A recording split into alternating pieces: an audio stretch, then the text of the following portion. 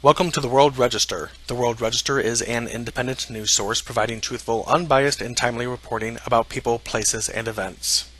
Reuters news agency reports that opinion polls show Russian President Vladimir Putin is already a shoo-in to win a fourth presidential term. A ban on Russia taking part in the Winter Olympics is likely to make support for him even stronger by uniting voters around his message, which is, "The world is against us." President Putin announced on Wednesday that he would run for re-election in March's presidential vote, setting the stage for him to extend his dominance of Russia's political landscape into a third decade.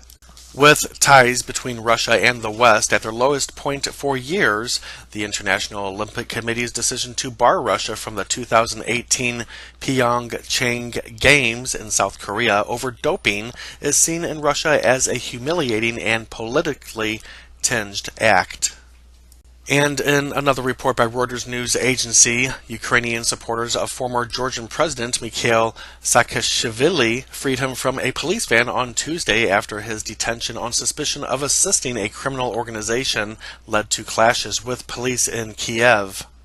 Freed and a handcuff still dangling from his wrist, Saakashvili raised a hand in a V for Victory sign as he stood in a melee of supporters. He then led protesters toward Parliament, where he called defiantly for President Petro Poroshenko to be removed from office.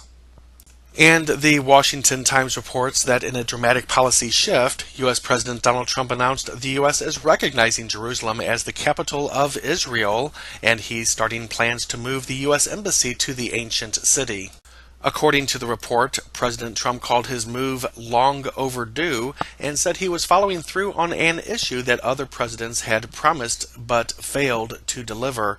President Trump pledged during the campaign last year to move the U.S. Embassy from Tel Aviv to Jerusalem.